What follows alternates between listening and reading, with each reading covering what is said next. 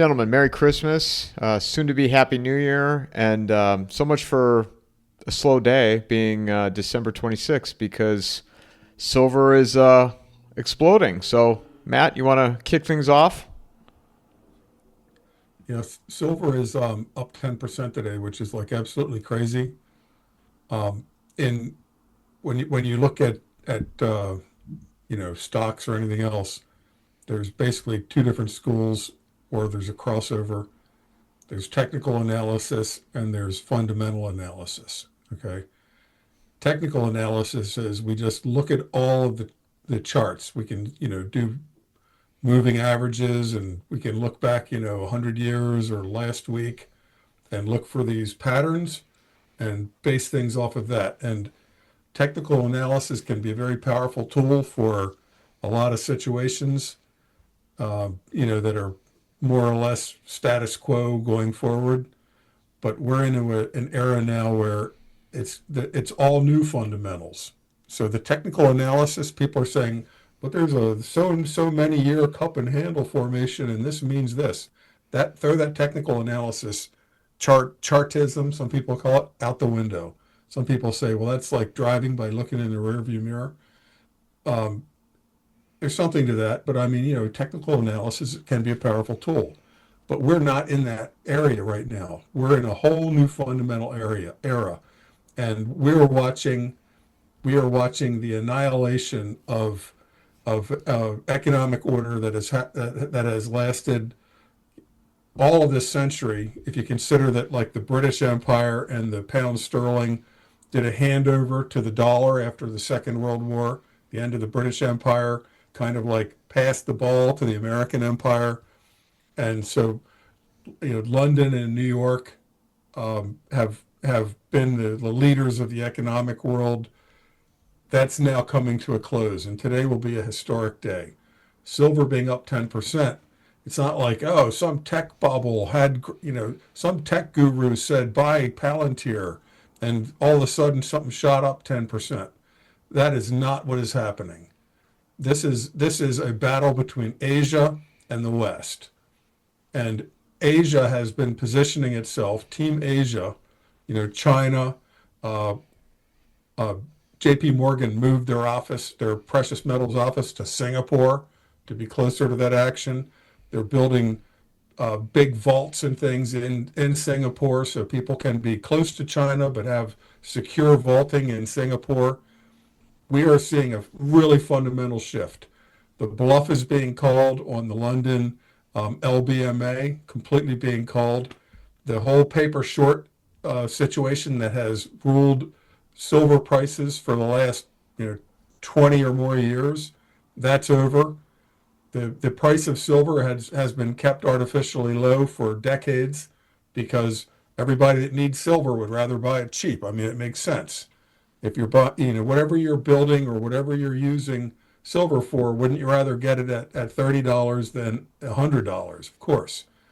But that was all based on London and the COMEX running the price scheme through shorts that are hypothecated. Like, basically, people are borrowing silver that they don't have from banks that don't really have it, and are trading the same physical silver hundreds of times over, and then by selling in the middle of the night and so forth, they've been suppressing the price. And as long as all the parties were okay with that, no, there was no person, by buying, no billionaire could just buy enough silver to drive the price up. They could always smash it down. That was called the smash team.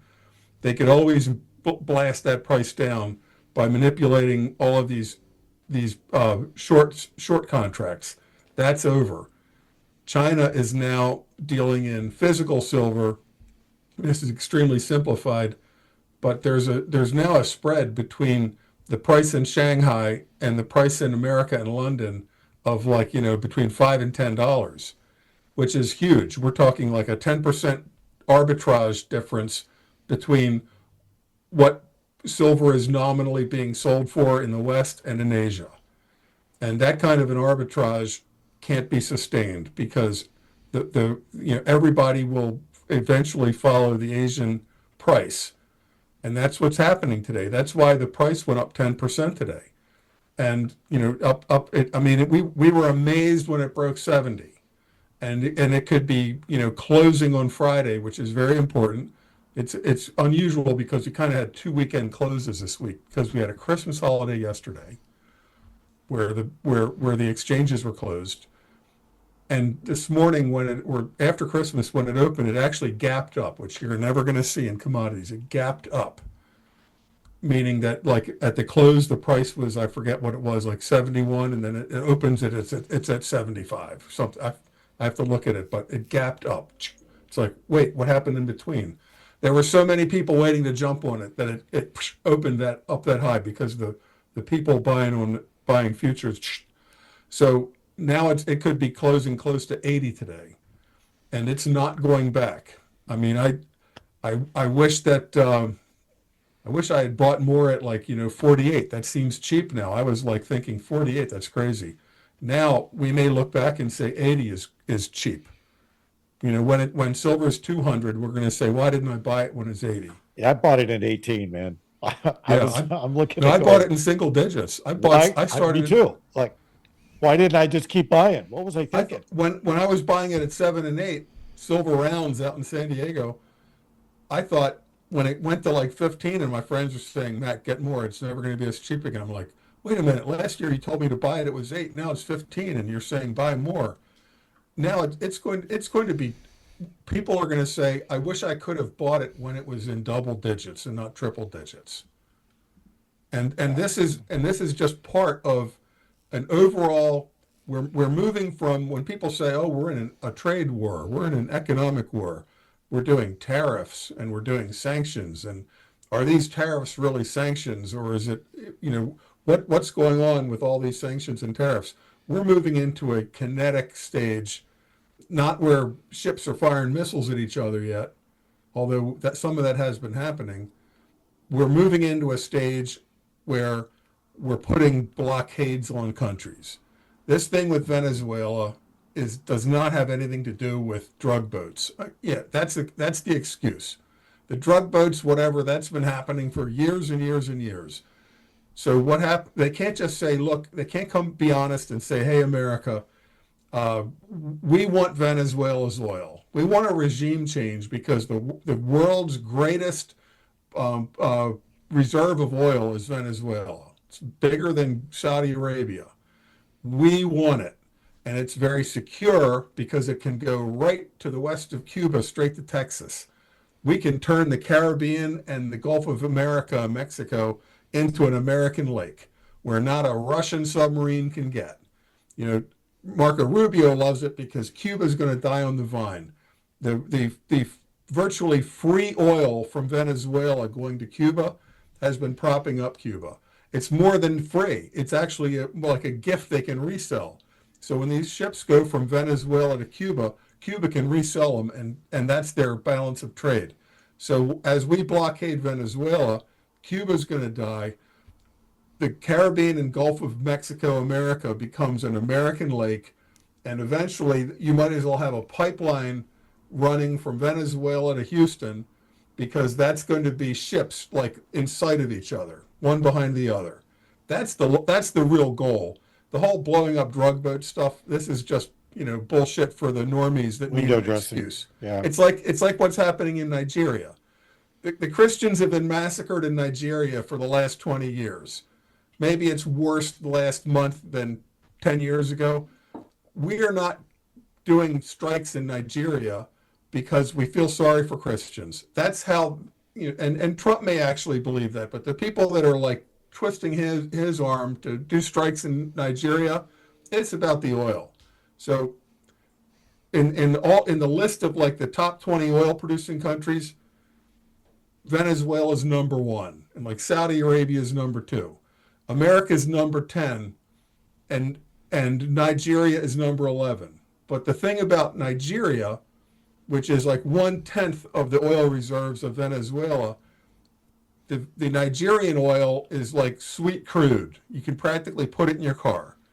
So a barrel of Nigerian oil is a lot better than a barrel of Venezuelan oil because the cost to extract a barrel, I forgot what the acronym is, energy in, energy out, to get a barrel of gasoline out of Venezuelan oil takes a lot more energy at the refinery than to get a gallon of gasoline out of a barrel of Nigerian oil, because it's much higher up on the scale. It's already practically refined. So you can say, well, who cares about Nigerian oil? It's only 10% as much as Venezuelans. Right, but it's much more valuable per barrel. And if you look at the map, Nigeria to Texas is like a straight shot across the Atlantic Ocean. You don't have to go around the Cape of Good Hope, and you don't have to go through the Suez Canal and the Mediterranean. We already saw last week a Russian ship. I mean, we've seen Russian ships in the Black Sea getting blown up by British-made sea drones. There was also one in the Mediterranean blown up by a quote-unquote Ukrainian sea drone, which is a British Navy firing at a Russian ship. So from the Mediterranean now is a war zone. The Suez Canal, the Houthis can shut that off like turning a valve, right? If you go around the Cape of Good Hope to get to the Saudi and Iraqi and all that oil, South Africa is a BRICS country now. So South Africa, the Cape of Good Hope, that's going to be a Russian and Chinese naval base. So we're not just going to have choose your poison. Would you rather go past the Russian and Chinese naval base, or would you rather go through the Mediterranean and the Suez Canal? So not only is the distance from the Middle East to Texas twice as far, it's going through all these choke points where you could have, any little ship can just pop a sea drone off and your tanker's blown up. But if you're going from Nigeria to Texas, it's just blue Atlantic. And we do have still like a world-class big Navy. And when it comes down to like convoying tankers, that's a doable mission. Nigeria to Texas is a doable mission. Venezuela to Texas is a gimme. One of the ships we're chasing around was a Chinese ship. So we're telling China, oh, you get some of this quote-unquote sanctioned oil from Venezuela? Well, guess what? You're not getting it anymore. So we're tightening the screws on China's oil supply, and we're sending a message to China that the Americas we're going back to Monroe Doctrine, and the Americas are going to be our backyard. So how's this relate to the silver? Two biggest silver producers are Peru, still, even after centuries with the Spanish and all of that, Potosi, the Silver Mountain. Peru and Mexico, biggest silver producers. China, it turns out, nobody's been paying attention till till companies like Samsung wanted to source some more silver. They go to China, they go to Mexico and Peru, and these mines tell them, I'm sorry, we got like a 10-year contract with China.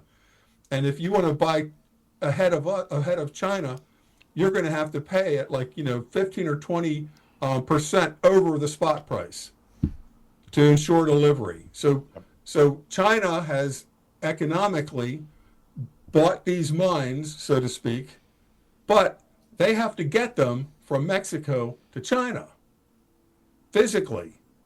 And we're telling the world that we'll go after tankers in the Caribbean.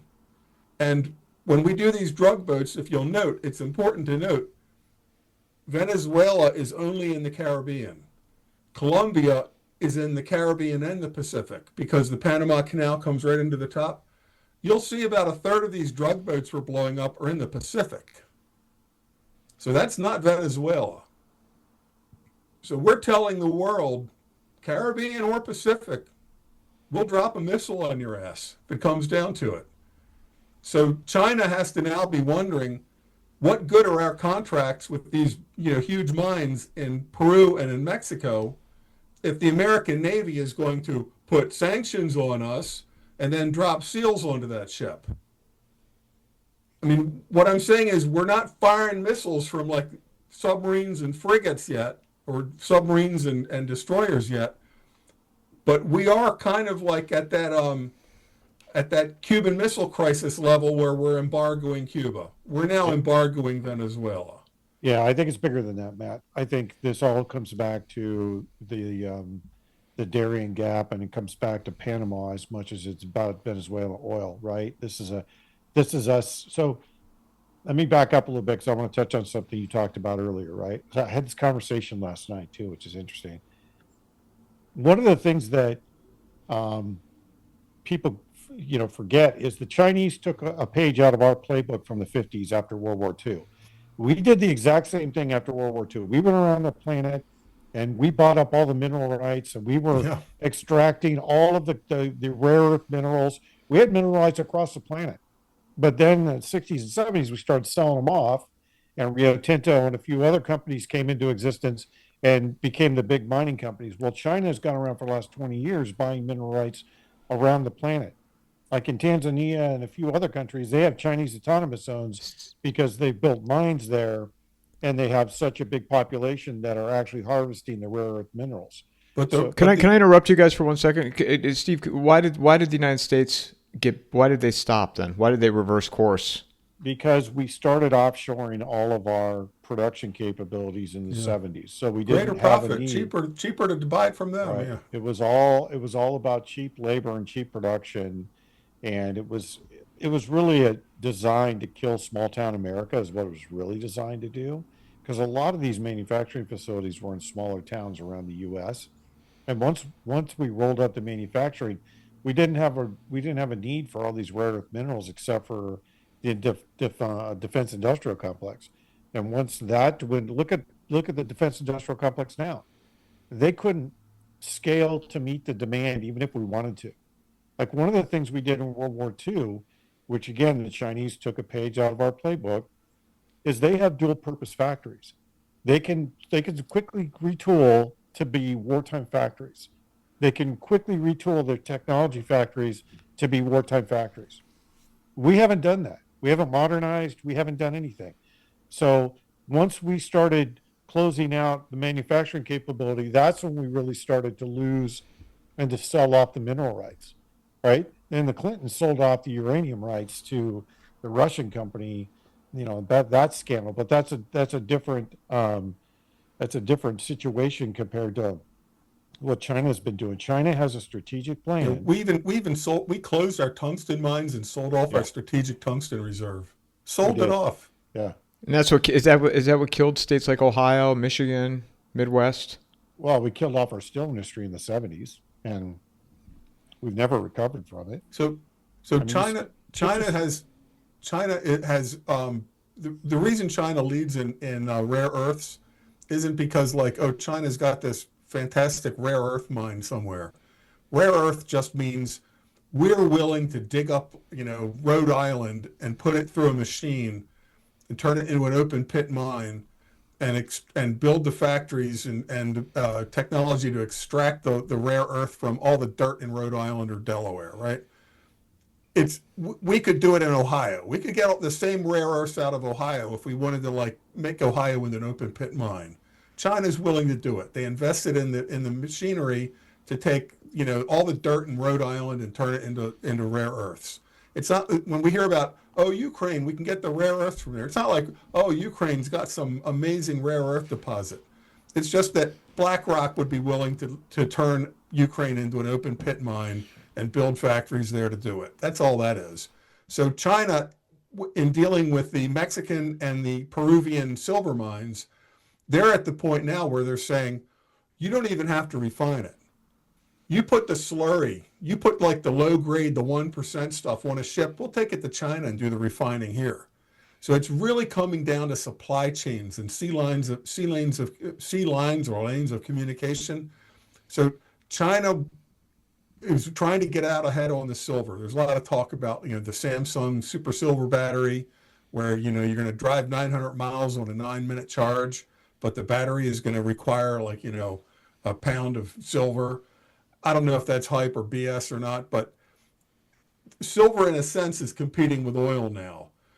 We're going to always need oil for airplanes and ships, but for the cars and the houses and everything else, we might be transitioning to more to a silver economy. People might look back and say, silver at $70. Can you believe it? That was like gasoline at 25 cents. You know, it was so cheap. People are talking about restrictions on silver where they could say, Americans, you can't own more than 100 ounces of silver because Uncle Sam needs that silver. We can't build the next missile generation without your silver. Be a patriot and turn in your silver. And by the way, we know who you bought it from. You know, we know what you've got. But we need the silver because we can't build our new Navy and Air Force without the silver. So you could see some crazy stuff like that happening. But yet China has to get the silver for Mexico and Peru to China. And as long as we're just in a trade war, tariff war, sanction war, fine, the ships will keep going. But what happens when we say, Peru, you can't send that ship to China because China is sanctioned now for the bad thing they did over in Taiwan or somewhere. So the world is splitting into, it's really going to be a tripart world where Europe is like the crippled lame uncle that we don't even talk about anymore. But it's going to be Russia and China, and them together is a powerhouse, right? That's the world island, theory compared to Mahan's sea power theory.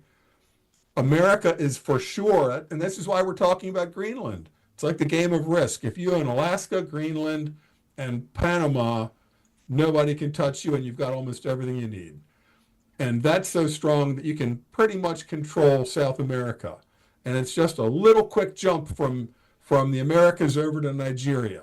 It's like an easy 6,000 kilometer or 6,000 mile ship ride from Nigeria to Texas with the oil. You don't have to go through the Mediterranean, the Suez Canal, go around Cape of Good Hope.